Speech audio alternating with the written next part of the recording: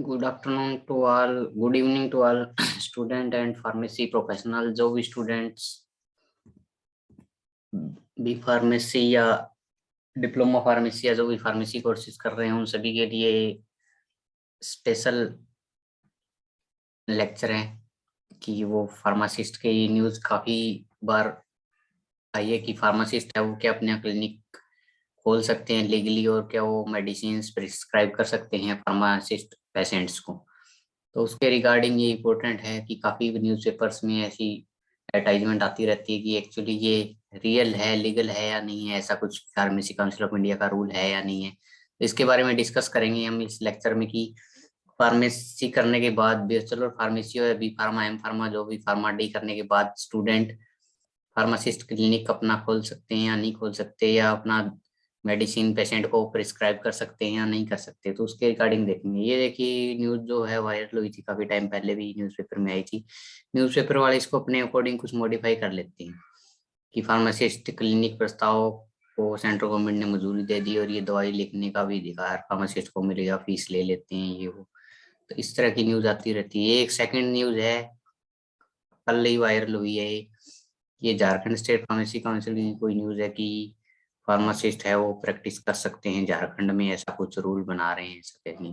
तो इनके बारे में देखते हैं, कंप्लीट डिस्कशन करते हैं इस लेक्चर में कि ऐसा क्या कुछ रूल है पीसीआई का या सेंट्रल गवर्नमेंट का, इसके रिगार्डिंग कुछ परमिशन दी है फार्मासिस्ट को या नहीं।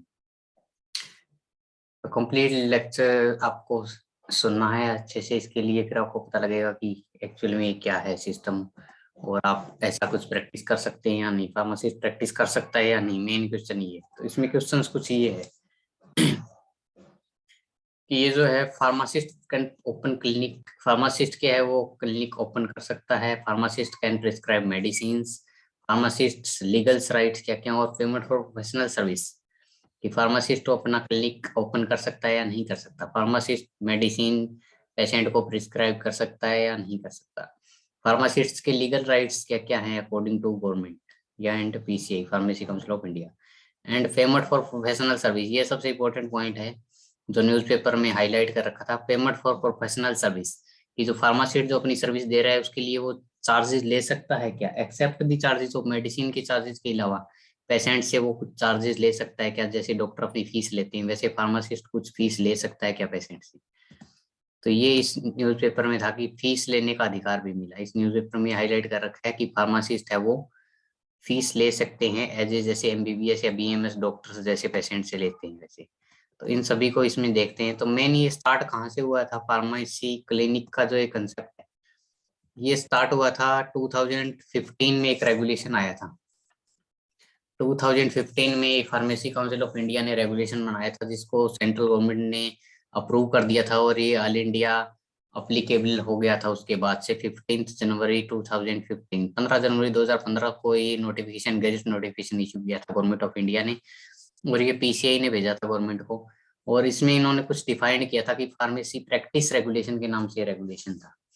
देखते हैं इस रेगुलेशन में मेन क्या था, और इसी के बेस पे फिर ये डिफरेंट न्यूज़पेपर्स ने कुछ एडवर्टाइजमेंट किया, न्यूज़ चलाई पेपर्स में, मीडिया में कि फार्मासिस्ट ऐसा कुछ कर सकते हैं, अपना क्लिनिक खोल सकते हैं नहीं। तो इन सभी क्वेश्चंस का आंसर आपको इस लेक्चर में मिल जाएगा। इस नोटिफिकेशन की प्रॉपर जो भी पीडीएफ है वो आप ऑफिशियल वेबसाइट से डाउनलोड कर सकते हैं, ई गजेट ऑफ इंडिया का जो भी है सेंट्रल गवर्नमेंट के पोर्टल से। तो इसमें देखते हैं कि है क्या है फार्मेसी प्रैक्टिस रेगुलेशन 2015। ये जब से है उसके बाद से ऐसी न्यूज आने लगी कि ऐसा कुछ फार्मासिस्ट अपने हॉस्पिटल्स वगैरह या क्लिनिक चला सकते हैं। तो ये नोटिफिकेशन 15 जुलाई जनवरी 2015 को सेंट्रल गवर्नमेंट ने अप्रूव किया था। इसके देखते हैं कि क्या क्या इसके अंदर क्या है ऐसे इस रेगुलेशन में। Objective of regulation, term explanation, type of pharmacist, duty of pharmacist, misconduct in pharmacy profession, punishments and recent amendment. ये कुछ इसके हेडलाइंस हैं जो मैं आगे हाईलाइट करूंगा, आपको एक्सप्लेनेशन करूंगा कि ब्रीफ में ये चीजें क्या है। इससे आपको क्लियर हो जाएंगे ये सारे पॉइंट्स कि फार्मासिस्ट ये कुछ कर सकते हैं या नहीं, इनमें से क्या क्या फार्मासिस्ट लीगली फार्मासिस्ट है वो क्या क्या कर सकता है लीगली। तो देखते हैं, स्टार्ट करते हैं फर्स्ट से ऑब्जेक्टिव कि जो फार्मेसी प्रैक्टिस रेगुलेशन 2015 जो पीसीआई ने बनाया और सेंट्रल गवर्नमेंट ने जो अप्रूव कर दिया, इसका ऑब्जेक्टिव क्या था बनाने का। Public great trust in knowledge skill and professional judgement of pharmacy. First इसका ऑब्जेक्ट था कि पीछे ही कहता है कि जो पब्लिक है, जो पीपल्स हैं, वो काफी ट्रस्ट करते हैं किस पे, फार्मासिस्ट के स्किल पे, नॉलेज पे और उसकी प्रोफेशनल जजमेंट पे, कि वो उनको क्या मेडिसिन देगा, किस टाइप की मेडिसिन देगा, कौन से ब्रांड की मेडिसिन देगा, तो उसके ऊपर लोगों का काफी फेथ होता है। तो इसलिए रेगुलेशन बनाया था। फर्स्ट इसका ऑब्जेक्टिव यही था कि फार्मासिस्ट पे जो क्या है, पीपल्स का काफी फेथ होता है। सेकंड है कि pharmacist up to date knowledge and professional competence relevant to their dominance of practice. Second इसका मेन ऑब्जेक्टिव था रेगुलेशन बनाने का कि जो फार्मासिस्ट है वो अप टू डेट रहना चाहिए नॉलेज से। जो भी फार्मा में रिसेंटली जो भी एडवांसमेंट हो रही है मेडिसिन में, रिसर्च में, फार्मेसी प्रोफेशन में, उससे फार्मासिस्ट को अप टू डेट रहना चाहिए। इसका मेन पर्पज सेकंड ये था। And professional competition related to domain, की इसकी जो फार्मेसी प्रैक्टिस है उससे रिलेटेड उसको नॉलेज अप टू डेट रहना चाहिए। थर्ड इसका ऑब्जेक्टिव था कि pharmacist should try continuously to improve his knowledge and skill and should make available to their patient. और थर्ड ऑब्जेक्टिव यही है सेम, कि फार्मासिस्ट है वो अपनी नॉलेज है उसको इम्प्रूव करे, स्किल इम्प्रूव करे, और वो क्या है, जो अपने पेशेंट्स हैं उनको उनके बारे में प्रॉपर गाइड करें। जो भी मेडिसिन के रिगार्डिंग न्यू एडवांसमेंट हो रही है या किसी मेडिसिन के कोई साइड इफेक्ट है, एडवर्स रिएक्शन ऐसा कुछ है उसके रिगार्डिंग। फोर्थ इसका जो मेन ऑब्जेक्टिव था वो था कि improving quality of health care in India, की अपनी इंडिया है, कंट्री है, उसके अंदर हेल्थ केयर की क्वालिटी को इंक्रीज करना और अच्छा करना। जो हेल्थ केयर की जो क्वालिटी है इंडिया के अंदर, हेल्थ सिस्टम है, उसको इम्प्रूव करने के लिए भी ये फार्मेसी प्रैक्टिस रेगुलेशन आया था। नेक्स्ट इसका था कि reduce cost of health care, कि इंडिया में जो कॉस्ट है हेल्थ केयर की वो काफी एक्सपेंसिव है हेल्थ केयर, तो उसको भी कुछ कम करना। इसमें कुछ फार्मासिस्ट को राइट दिए गए, वो हम आगे डिस्कस करेंगे कि फार्मासिस्ट के पास क्या क्या राइट्स हैं। Inhibit criminal abuse of medicine, और लास्ट इसका एम था कि जो मेडिसिन है उसका क्रिमिनल्स यूज ना हो, उसको भी रोकने के लिए रेगुलेशन बनाया था। नेक्स्ट इसमें देखते हैं पॉइंट टू पॉइंट की क्या है। कुछ इसमें ये जो रेगुलेशन बनाया था पीछे इसमें उसने काफी टर्म को एक्सप्लेन किया है। फर्स्ट जो इम्पोर्टेंट टर्म है इसमें जो रेगुलेशन का नाम है फार्मेसी प्रैक्टिस रेगुलेशन। और फार्मेसी प्रैक्टिस का आज कंसेप्ट देखते हैं कि फार्मेसी प्रैक्टिस का क्या मतलब होता है। What is meaning of pharmacy practice. Pharmacy practice का मीनिंग होता है डिस्पेंसिंग ऑफ प्रिस्क्रिप्शंस, कि कोई पेशेंट आपके पास प्रिस्क्रिप्शन लेके आए डॉक्टर से लिखवा के, तो आप उसको प्रिस्क्रिप्शन देख के मेडिसिन डिस्पेंस करना। फर्स्ट मीनिंग हो गया इसका कि डिस्पेंस करना प्रिस्क्रिप्शन को फार्मासिस्ट। सेकंड हो गया कि ड्रग ऑर्डर्स, फार्मासिस्ट क्या है, जो भी ड्रग्स की ऑर्डर है वो होलसेलर को या जो भी डिस्ट्रीब्यूटर है उसको जो देगा, वो भी फार्मेसी प्रैक्टिस में आता है। थर्ड इसका मेन होता है कि interpretation, evolution, implementation of medical orders, और जो मेडिकल ऑर्डर्स हैं उनको इंटरप्ट करना, एवोल्यूट करना और इम्प्लीमेंटेशन करना, वो भी फार्मेसी प्रैक्टिस में आता है। नेक्स्ट आता है पेशेंट काउंसलिंग। ये काफी इंपॉर्टेंट पॉइंट है जो न्यूज़पेपर ने काफी हाईलाइट करके शो किया है, कि फार्मासिस्ट है वो अपना क्लिनिक खोल सकते हैं। तो ऐसा तो कुछ नहीं है, पर कुछ कुछ राइट दिए है पीसीआई ने फार्मासिस्ट को, कि फार्मासिस्ट पेशेंट की काउंसलिंग कर सकते हैं, पेशेंट को हेल्प कर सकते हैं कि उसकी मेडिसिन में कि वो कैसे लेनी है, टाइमली क्या लेनी है, कोई ड्रग इंट्रक्शंस तो नहीं है उसकी, ड्रग ड्रग इंट्रक्शन तो नहीं है, कोई फूड के साथ उनकी इंट्रक्शंस तो नहीं है, इसके रिगार्डिंग वो प्रॉपर पेशेंट की काउंसलिंग कर सकते हैं। ये राइट पीसीआई ने लीगली दिया है फार्मासिस्ट को। नेक्स्ट आता है compounding and labelling of drugs. ये भी फार्मेसी प्रैक्टिस में ही आता है कि फार्मासिस्ट है वो ड्रग्स की कंपाउंडिंग और लेबलिंग कर सकते हैं।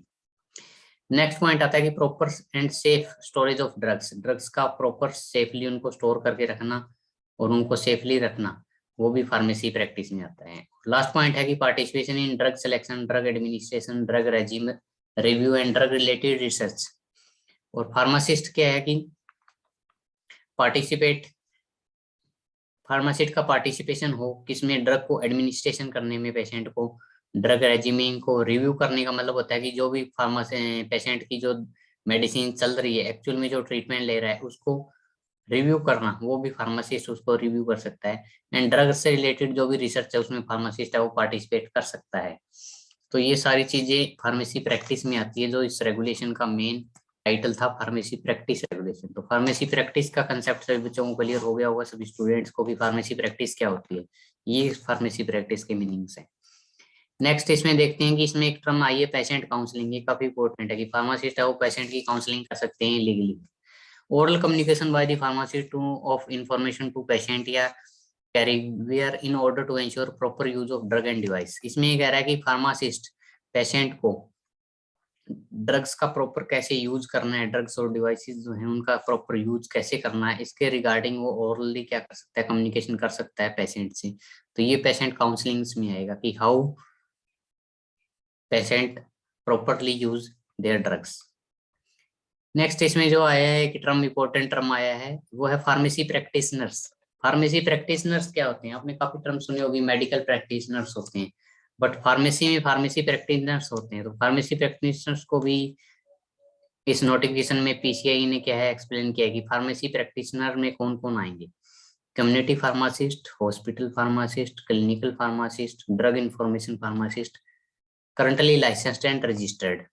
जो भी करंटली लाइसेंस्ड और रजिस्टर्ड फार्मासिस्ट हैं, चाहे वो कम्युनिटी फार्मासिस्ट हो, हॉस्पिटल फार्मासिस्ट हो, क्लिनिकल फार्मासिस्ट हो, ड्रग इंफॉर्मेशन फार्मासिस्ट हो, वो सभी फार्मेसी प्रैक्टिशनर की कैटेगरी में आएंगे और इनको आगे एक्सप्लेन भी करेंगे नेक्स्ट में। ये कुछ पीसीआई ने इस गजट जो नोटिफिकेशन जो आया है पीसीआई का, ये जो इस नोटिफिकेशन में पीसीआई ने काफी टर्मों को एक्सप्लेन किया है कि फार्मासिस्ट के कुछ टाइप्स बताए हैं कि फार्मासिस्ट हैं वो कितने टाइप्स के हैं, उनका पर्पस क्या है, ड्यूटीज क्या है उनकी, और उनके लिए मिनिमम क्वालिफिकेशंस क्या क्या है। तो ये काफी इंपॉर्टेंट है सभी स्टूडेंट के लिए जो डिप्लोमा डिग्री या मास्टर डिग्री या फार्म डी जो भी कर रहे हैं फार्मेसी से रिलेटेड कोर्स, कि उनके लिए डिफरेंट टाइप्स की क्या क्या पोस्ट्स हैं according to PCI, according to pharmacy practice regulation 2015 के अकॉर्डिंग।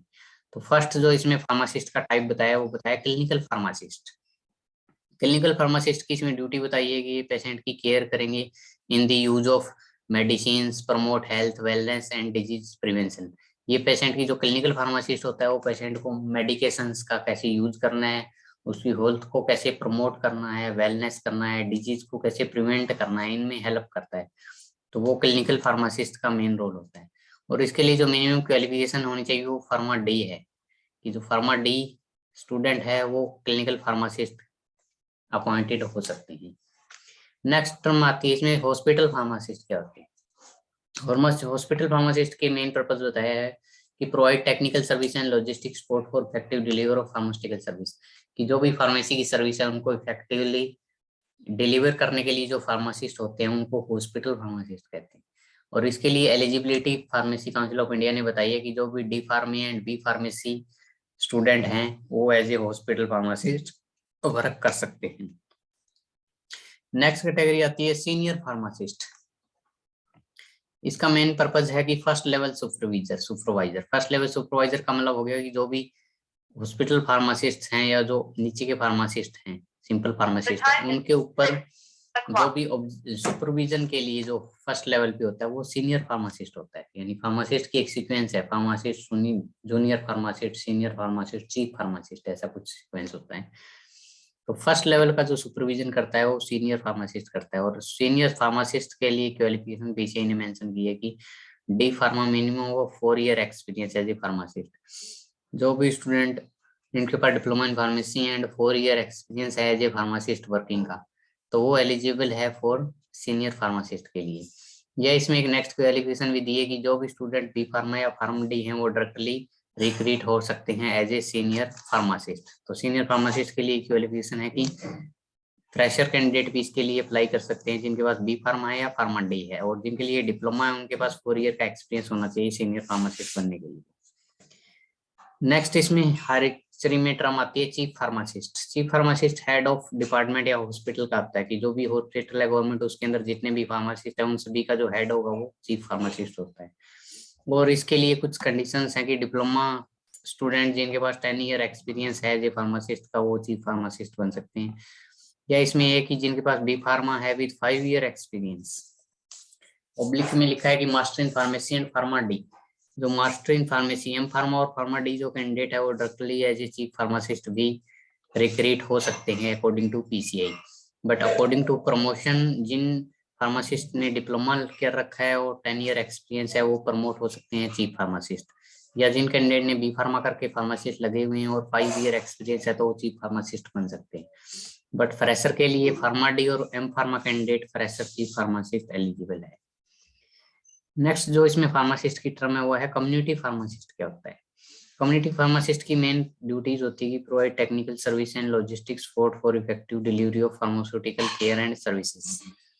कि जो भी फार्मास्यूटिकल की सर्विसेज हैं उनको एफिशिएंटली उनकी डिलीवरी के लिए कम्युनिटी लेवल पे जो रिस्पॉन्सिबिलिटी होती है वो कम्युनिटी फार्मासिस्ट की होती है, और इसके लिए क्वालिफिकेशन है डिप्लोमा इन फार्मेसी या बैचलर इन फार्मेसी होना चाहिए। लास्ट टर्म जो पीसीआई ने डिफाइन की है कि फार्मासिस्ट कौन सा टाइप्स का होता है वो है ड्रग इंफॉर्मेशन फार्मासिस्ट। इसका मेन जो ड्यूटीज है वो है provide patient care that optimise the use of medication and promote health wellness and disease prevention. Drug information pharmacist जैसे टर्म से नेम से इसके इंडिकेट हो रहा है कि ये ड्रग्स के बारे में इंफॉर्मेशन जो देते हैं उनको ड्रग इंफॉर्मेशन फार्मासिस्ट कहेंगे, और इनका मेन यूज होता है कि मेडिसिन से रिलेटेड जो भी है पेशेंट को काउंसलिंग करना और उनकी हेल्थ को प्रमोट करना और डिजीज को प्रिवेंशन में हेल्प करना। इसके लिए भी जो क्वालिफिकेशन है ड्रग इंफॉर्मेशन फार्मासिस्ट के लिए वो bachelor in pharma and pharma D है, यानी कि जो ड्रग इंफॉर्मेशन फार्मासिस्ट है वो डिप्लोमा होल्डर्स एलिजिबल नहीं, इसके लिए B pharma and pharma D qualification है। तो ये कुछ पीसीआई इस रेगुलेशन में कुछ फार्मासिस्ट के टाइप्स होते हैं। नेक्स्ट इसमें देख लेते हैं duties and responsibility of pharmacist. Pharmacist की क्या है, फार्मेसी काउंसिल ऑफ इंडिया का जो न्यू रेगुलेशन है उसके अकॉर्डिंग मेन क्या क्या लीगली उसकी ड्यूटीज है। फर्स्ट इसमें आता है dispensing of medicine, maintain record of dispensing prescription record for 5 year, और जो भी प्रिस्क्रिप्शन मेडिसिन हैं या जो डिस्पेंस कर रहे हैं मेडिसिन उनके लिए उसको 5 ईयर तक वो रिकॉर्ड है वो मेंटेन रखना पड़ेगा। नेक्स्ट थर्ड पॉइंट है कि रिव्यू पेशेंट रिकॉर्ड। फार्मासिस्ट के पास लीगली राइट है कि वो पेशेंट के रिकॉर्ड को रिव्यू कर सकते हैं। नेक्स्ट पेशेंट काउंसलिंग, जो पहले ही क्लियर कर दिया कि पेशेंट काउंसलिंग क्या है, कि पेशेंट को रिगार्डिंग ऑफ मेडिसिन के बारे में उसको अवेयर करना। And pharmaceutical assessment, safe quality and efficacy of drugs, कि जो ड्रग्स हैं वो पेशेंट सेफ हो, उनके अंदर क्वालिटी हो एंड एफिकेसी हो, यानी कि वो इफेक्टिव हो। तो वो कुछ सब कुछ आता है फार्मास्यूटिकल असेसमेंट में। तो ये भी एक लीगल राइट है फार्मासिस्ट का according to this pharmacy practice regulation. Next point है कि रैशनल यूज ऑफ ड्रग्स, ये भी फार्मासिस्ट का एक लीगल राइट है कि वो पेशेंट को रैशनली यूज के ड्रग्स को कैसे यूज करना है उसके रिगार्डिंग एडवाइस दे सकते हैं। नेक्स्ट आता है इसमें पॉइंट की कंटिन्यूस एजुकेशन प्रोग्राम्स, जो कंटिन्यूस एजुकेशन प्रोग्राम है उसमें पार्टिसिपेट कर सकते हैं for upgradation of their qualification. Next point आता है फार्माको एपिडेमिकल स्टडीज। फार्मासिस्ट को ये भी लीगल राइट दिया गया है कि वो फार्माको एपिडेमियोलॉजिकल जो स्टडीज है उसमें पार्टिसिपेट कर सकते हैं। एपिडेमियोलॉजिकल स्टडी मेनली होती है कि study of uses and effect of drug in human population, जो ह्यूमन पॉपुलेशन है उसमें स्टडी करना कि जो भी यूजेस क्या हैं और उसके इफेक्ट्स क्या हैं ड्रग्स के ह्यूमन पॉपुलेशन पे, उसकी स्टडी को कहेंगे pharmacoepidemiological studies. Practical training to students, ये भी एक इम्पोर्टेंट लीगल राइट है फार्मासिस्ट का कि वो जो ऑनगोइंग स्टूडेंट्स हैं उनको प्रैक्टिकल ट्रेनिंग कंडक्ट करवा सकते हैं, specially for diploma student. Diploma student के लिए होता है कोर्स कंप्लीट करने के बाद उनको 3 मंथ या 500 आवर्स की प्रैक्टिकल ट्रेनिंग करना होता है, हॉस्पिटल में या वो कोई रजिस्टर्ड फार्मासिस्ट है जिसके पास ये राइट है तो वो स्टूडेंट को प्रैक्टिकल ट्रेनिंग भी करवा सकता है अकॉर्डिंग टू पीसीआई। इसके लिए उसको स्पेशली अप्लाई करना पड़ता है फार्मेसी काउंसिल ऑफ इंडिया को, इसके रिगार्डिंग वो परमिशन लेगी, वो स्टूडेंट्स जो डिप्लोमा करके आ रहे हैं स्टूडेंट उनको प्रैक्टिकल ट्रेनिंग प्रोवाइड करती है। एंड लास्ट जो इम्पोर्टेंट पॉइंट है पेमेंट ऑफ प्रोफेशनल सर्विसेज, की जो प्रोफेशनल सर्विसेज फार्मासिस्ट जो अपनी दे रही हैं in spite of cost of medicine and others, क्या वो पेशेंट से चार्जेस ले सकते हैं एज ए डॉक्टर फीस, की डॉक्टर जैसे फीस ले रहे हैं क्या फार्मासिस्ट ऐसे अपनी प्रोफेशनल सर्विसेज के लिए पेमेंट ले सकते हैं या नहीं। तो इस रेगुलेशन में पीसीआई ने क्लियर किया है कि हाँ can eligible for payment of professional service, की जो प्रोफेशनल सर्विस दे रहे हैं पेशेंट की काउंसलिंग कर रहे हैं या पेशेंट का रिकॉर्ड है वो मेंटेन रख रहे हैं या रैशनल ड्रग यूज के बारे में या फार्मास्यूटिकल असेसमेंट में हेल्प कर रहे हैं पेशेंट को, तो उसके रिगार्डिंग वो चार्जेस ले सकते हैं। तो ये एक इम्पोर्टेंट लीगल राइट है कि पेमेंट फॉर प्रोफेशनल सर्विसेज है, वो एक लीगल राइट है। और यही मेन इसमें न्यूज में हाईलाइटेड था कि फीस लेने का भी राइट है वो मिल गया है। तो ये इसी से रिलेटेड है कि जो अकॉर्डिंग टू दिस रेगुलेशन की जो फार्मासिस्ट है वो फीस वगैरह है क्या वो पेशेंट से ले सकते हैं according to their patient counselling and according to their professional services except the charges of medicine. Next इसमें रेगुलेशन में जो इम्पोर्टेंट है वो ये है कि कुछ मिसकंडक्ट्स बाय फार्मासिस्ट की कुछ मिसकंडक्ट्स पीसीआई ने इस रेगुलेशन में दिए अकॉर्डिंग टू विद कुछ उसकी पनिशमेंट्स भी दिए। Dispensing medicine without the prescription of a registered medical practitioner which are required to be dispensed on the prescription only। इसमें एक आ रहा है पीसीआई की जो प्रिस्क्रिप्शन मेडिसिन हैं, जो एच शेड्यूल की या जो जी शेड्यूल की या जो प्रिस्क्रिप्शन मेडिसिन है जिनको सिर्फ रजिस्टर्ड मेडिकल प्रैक्टिशनर की प्रिस्क्रिप्शन पर ही इशू किया जा सकता है, उनको अगर विदाउट प्रिस्क्रिप्शन इशू किया जाता है तो वो एक मिसकंडक्ट है फार्मासिस्ट का। सेकेंड इंपॉर्टेंट मिसकंडक्ट है substitution of the prescription without approval of registered medical practitioner. अगर कोई पेशेंट फार्मासिस्ट के पास प्रिस्क्रिप्शन लेके आता है और फार्मासिस्ट उसमें कुछ प्रिस्क्रिप्शन में अगर चेंज कर देता है और without the consent of RMP या जो डॉक्टर है, तो ये भी एक मिसकंडक्ट है कि फार्मासिस्ट ऐसा नहीं कर सकता। जो प्रिस्क्रिप्शन डॉक्टर ने जो आरएमपी ने प्रिस्क्राइब की है अकॉर्डिंग टू उसी को उसको वही मेडिसिन देनी पड़ेगी।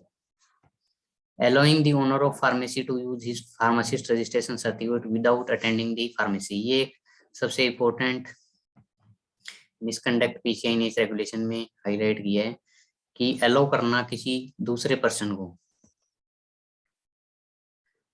Use his pharmacist registration certificate की जो अपना फार्मासिस्ट का जो लाइसेंस सर्टिफिकेट है उसको किसी दूसरे ओनर को दे देना विदाउट अटेंडिंग द फार्मेसी, और वो खुद जो रजिस्टर्ड फार्मासिस्ट है वो फार्मेसी में या जो मेडिकल शॉप है उस पर अवेलेबल है ही नहीं, और वो क्या है कि मेनली अपना रेंट पे जो फार्मेसिस्ट का लाइसेंस है वो चला रहे हैं। तो ये एक इम्पोर्टेंट मिसकंडक्ट है कि फार्मासिस्ट वहाँ जो अवेलेबल होना चाहिए जिसके नाम पे वो फार्मेसी चल रही है। Giving his pharmacist registration certificate at more than one pharmacies, और अपने रजिस्ट्रेशन सर्टिफिकेट जो भी फार्मेसिस्ट लाइसेंस है उसको एक से ज्यादा फार्मेसी या शॉप्स पे कहीं अगर रेंट पे देना, वो भी एक इम्पोर्टेंट मिसकंडक्ट है।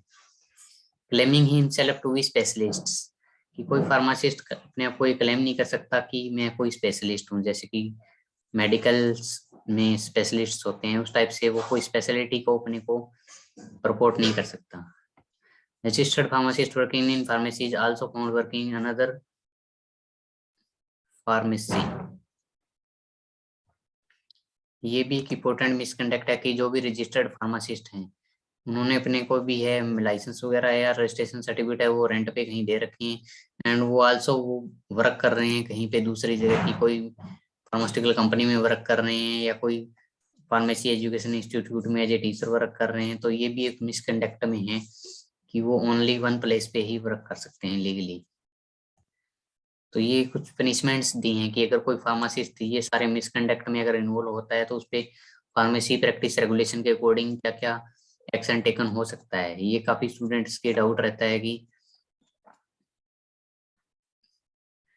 अपना जो मेडिकल सर्टिफिकेट है या जो लाइसेंस है वो रेंट पे देके हम कहीं वर्क कर सकते हैं या नहीं, तो ये इसमें क्लियर कर दिया पीसीआई ने इस रेगुलेशन में कि वो ऐसा नहीं कर सकते, और अगर वो ऐसा करते हैं तो उसके लिए कुछ पनिशमेंट दी है मिसकंडक्ट के लिए। Complaint with regard of professional misconduct can be brought before PCI या फार्मेसी काउंसिल। अगर कोई ऐसा करता है तो उसकी जो कंप्लेंट है वो पीसीआई में या स्टेट फार्मेसी काउंसिल में जाएगी डिसिप्लिनरी एक्शन के लिए, और जैसे ही वो कंप्लेंट जाएगी वहाँ पे तो जो भी पीसीआई या स्टेट फार्मेसी काउंसिल है वो एक अपॉर्चुनिटी देगी उस फार्मासिस्ट को कि वो अपनी साइड रखे कि उसने ऐसा क्यों किया।